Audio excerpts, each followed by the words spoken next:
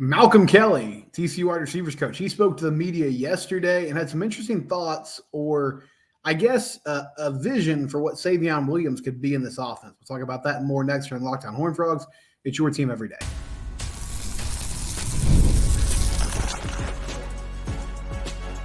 You are Locked On Horned Frogs, your daily podcast on the TCU Horned Frogs. Part of the Locked On Podcast Network, your team every day. Locked On Horned Frogs, your team every day. I'm your host, Steven Simcox. Subscribe to the YouTube channel. We're also free and available wherever it is you get your podcast. Appreciate you making the show your first listen today. Fall camp is underway. Frogs had practice number 3. Actually had practice tonight. It was at 6 p.m.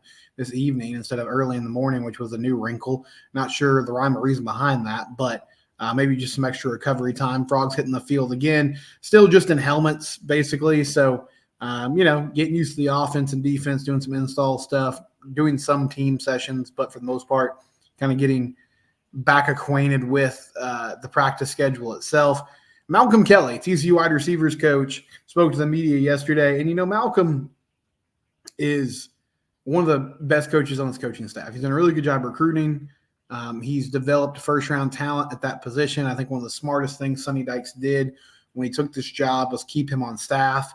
And he's continued to grow and develop as a coach. And honestly, I'm kind of surprised that TCU's been able to keep him around for so long, not because they don't have the resources to, but just because I imagine he gets a lot of interest from other schools.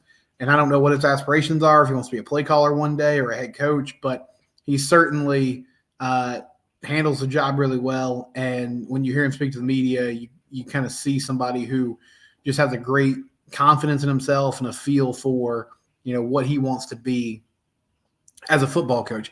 And so we talked about a lot of different things in this media session, and it was good to hear from him. But one thing that I really keyed in on was he discussed Savion Williams. And Savion is poised to have a big year.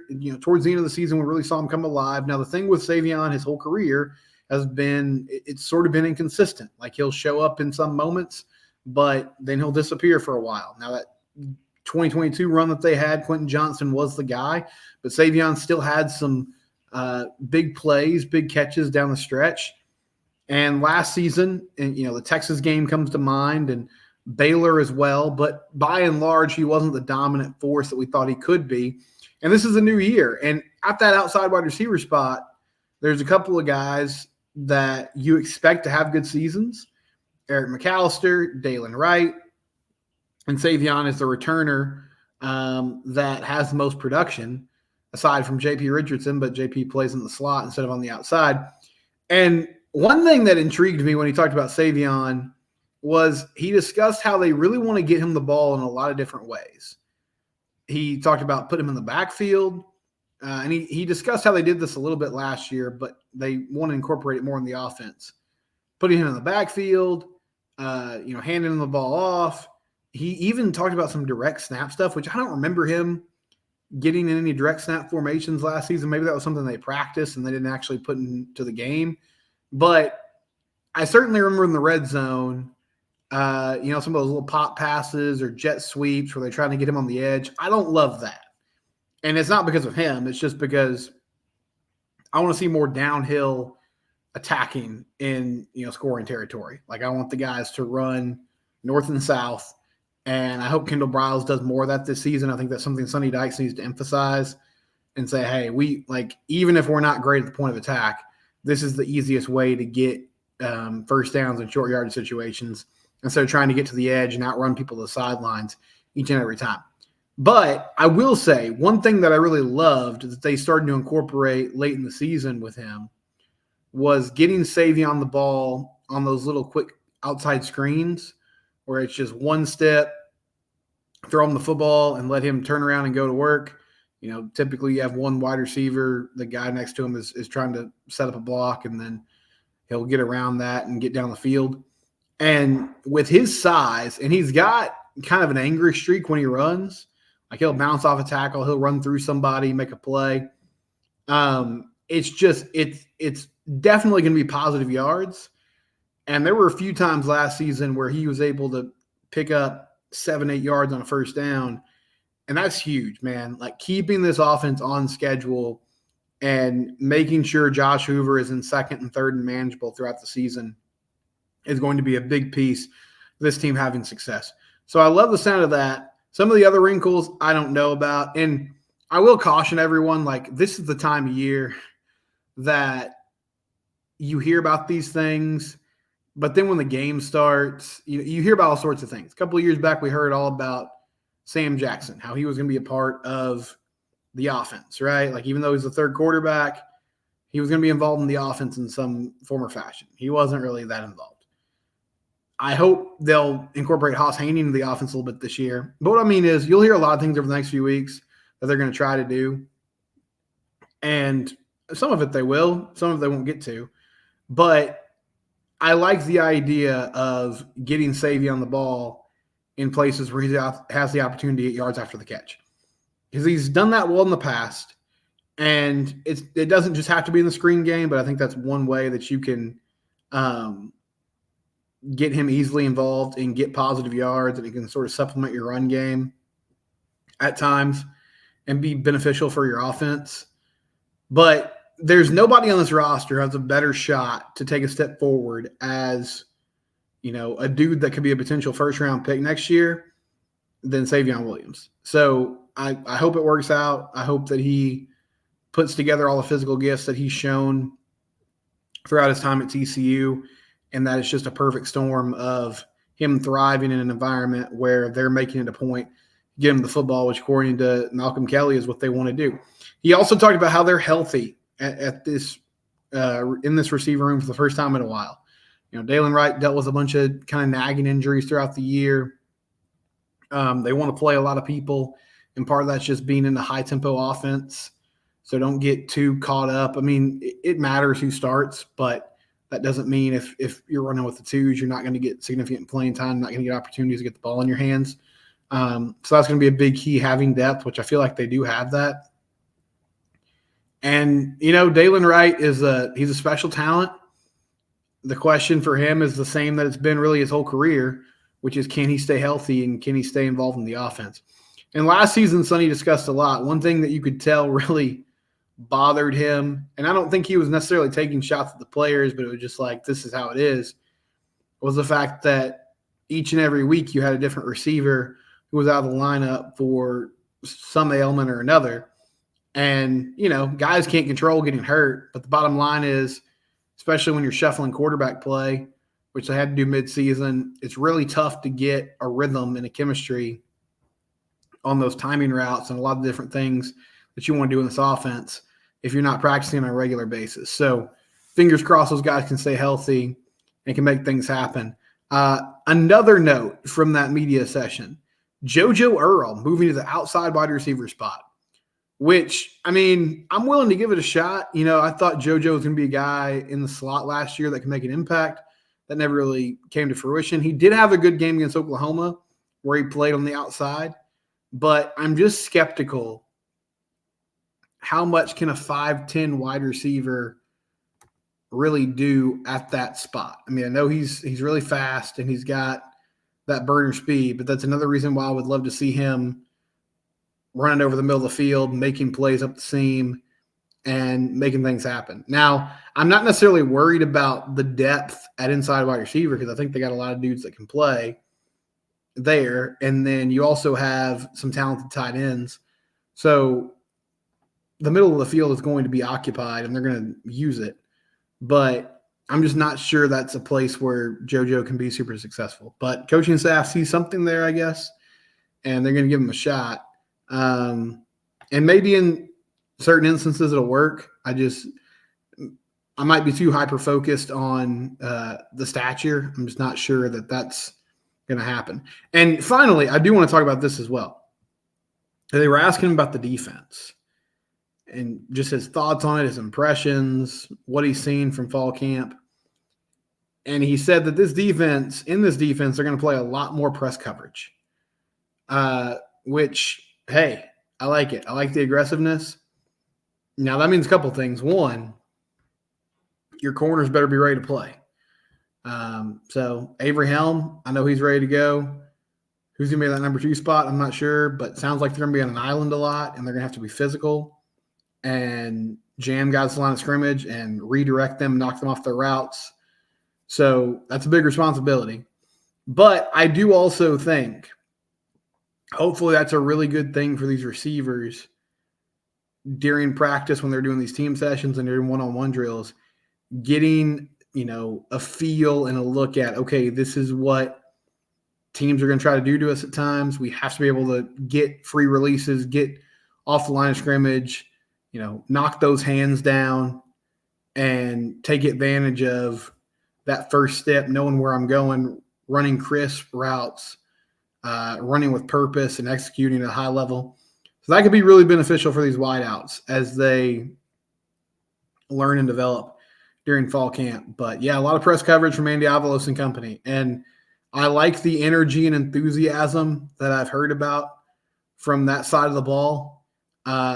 I do have a little hesitancy that it seems like the defense has won a lot of battles in spring camp and early in fall camp. I know there's continuity on that defense. I do also think, man, if this offense can't kind of confuse this defense and make plays on them when they're learning a new system, is that a little bit concerning? These are the things that you start, the wheels start turning and you start really harping on as we get closer to football season. But I've said it all year long. I want a defense that's more aggressive. Like last year was just such a disaster from the standpoint of not being able to make game-changing plays, turn the ball over, get 3 and outs. And so you needed a new voice. You needed fresh energy. They're getting that in Andy Avalos. They're also getting a very different new scheme that hopefully they're up to the challenge and up to the task for. But yeah, that was just something that caught my attention. A lot more press coverage this upcoming year. And those corners are going to have to be ready to play and play at a high level because they're going to have big-time responsibilities in this new defense. When we come back, a new commit for the 2025 class, and it's a flip from Baylor, so that's always exciting. It's Locked On Horned Frogs, your team every day. Before I do that, though, I do want to tell you about eBay Motors. Listen, I'm not ashamed to admit it. I don't know a lot about cars, so I need to know that I can trust what I'm buying. If I'm trying to buy a part for my vehicle, I want to make sure it fits the car. I want to make sure it's the right part for what I'm driving. You can't mess around with your ride. You don't want to waste money. You don't want to waste your time. So use eBay Motors. They have the guaranteed fit program, so you can put the make and model of your car in the system. You can put the part in the shopping cart, and it will tell you right away, yes, that's what you need, or no, don't buy that. Don't move forward with it. eBay Motors, millions of parts for your MVP. They have parts for all makes and models. You want to know more about it, you can check out ebaymotors.com. Win every time with parts that fit your ride. Don't waste time and money going elsewhere. eBay Motors, millions of parts for your MVP. So a new commit for the 2025 class, Brody Waitley from Monroe, Louisiana, Neville High School, which is where Kavontae Turpin went to school a few years back. So that's exciting. That connection there is really good. Brody's a defensive lineman. He was originally committed to Baylor. He's a 3-star prospect, according to 247 Sports. And he's 6'5", 250 pounds. The thing that stood out to me when I started watching his highlights, some versatility, and that there's some reps where he's a true kind of stand-up edge rusher, but also plays a lot in the 4 technique, head up on the tackle. And it looks like in this defense, they have the emphasis on slanting one way or the other, getting inside, blowing up plays behind the line of scrimmage, getting to the quarterback. All those things are what you want from those game-wrecking defensive linemen. So he joins the 2025 football class, and that makes total – that makes 7 defensive linemen. Now, that's a little – it's not defensive linemen in the sense of what we saw with Joe Gillespie and those 3 down fronts, because Chad Woodfork is technically a defensive lineman, but he's that edge player, more of a that stud linebacker position, so kind of an outside linebacker / pass rusher. Same thing with Jared Martin from California. John Schobel from Columbus, who's currently actually an inside linebacker.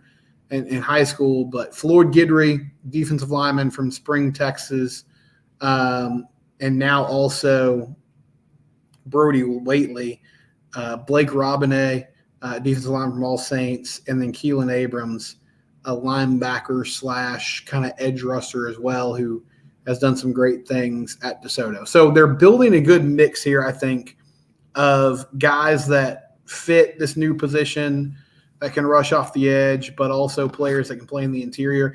And I don't know what the plan will be for Brody yet. I'm not sure if they'll try to add some beef to his frame and get him to a place where he can play more hand in the ground defensive end, but he's shown that he can do a little bit both. So, that's cool that they have that ability to sort of figure that out when he gets on campus, and I'm sure they already have a vision for what they want him to be. But a really impressive offer list. I said a 3-star player, not necessarily a can't-miss blue-chip prospect, but I think the key to kind of hone in on here is you listen to the schools that have offered him, and you see that this is a really talented dude. Mizzou, Arkansas, of course, Baylor, there with Dave Aranda. Mizzou's done a really great job with Eli Derkowitz, and they've brought in some great players recently. Nebraska, Mississippi State, LSU in his own backyard there. So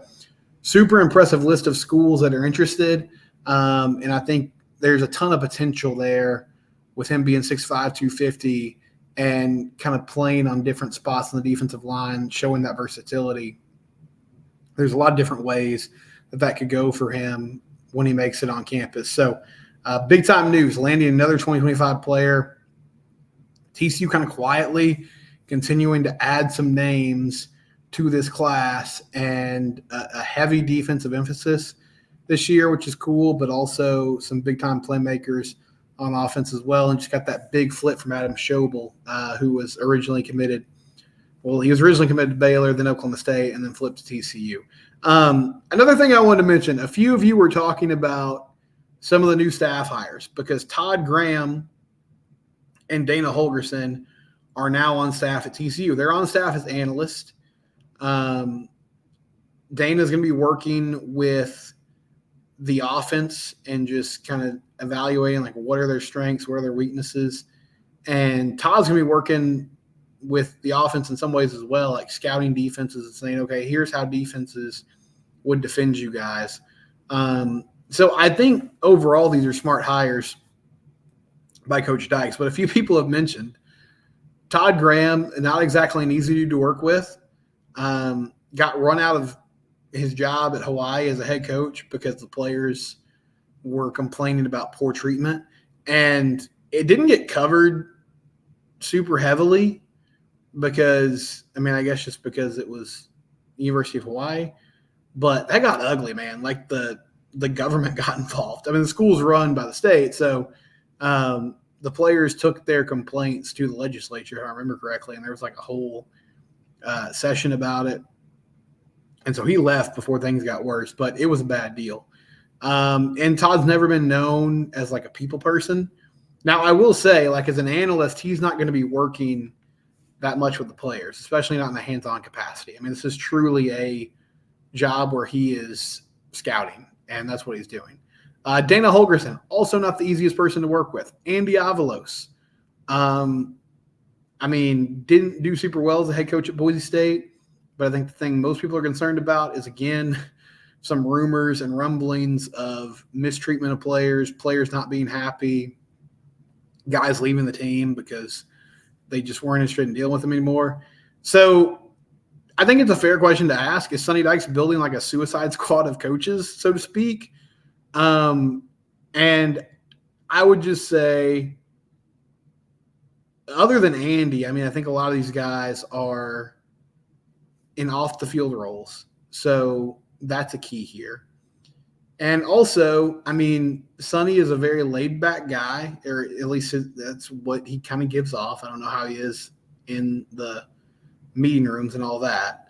But he does seem like the type of personality that can manage a lot of strong personalities. And I hope that's the case, right? I hope that he can be a true CEO type figure and,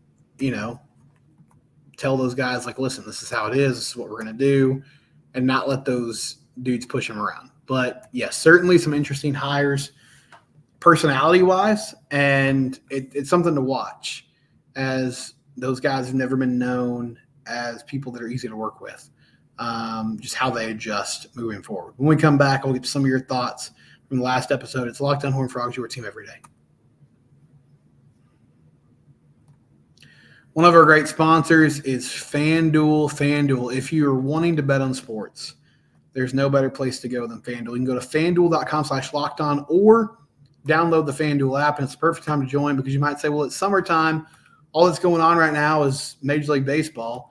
Well, yes, but the summertime is the perfect time to join FanDuel because they're giving boost and bonuses to their members every single day. That's right. You can get a boost bonus every single day if you just go to FanDuel.com/lockedon or if you download the FanDuel app. FanDuel, it's where sports lives, official betting partner of Major League Baseball and a proud sponsor of the Locked On Network. Another name to know, and I might talk about this more next week, Johnny Hodges kind of had a tough year last year, but we've heard some good things about him, at least initial reports in camp. Now, that's kind of a crowded linebacker room now. Caleb Alarms-Orr, Shad Banks, Johnny Hodges. There's a few guys that I think could play that kind of inside backer role. But, Johnny, there's a place for him. He's good in run support. He's a physical tackler. Putting him in space, covering people, that was not a fun experience last season. But hopefully that's something that Andy Avalos can kind of mitigate through how he sets up his defense and the scheme that he uses. Some audience reaction. Doug says adding Todd and Dana as analysts is terrific. Great experience to add. But alas, when you said Sonny's free time is up, for what exactly? The new GM role, college football is changing. And then he talked about the potential toxicity, probably butchered that pronunciation, between, Todd and his allegations of mistreating players at Hawaii, Dana having issues at Houston and other places, and Andy, who was difficult to work with at his last stop. So, those are all valid points. I kind of addressed that in the last segment. As far as free time goes, I think what I meant by that was maybe this allows Sonny to get his hands involved more in the offense, and I hope that's the case. Now he's been more hands-off lately. And I know there's so much more now that these guys are doing as head coaches.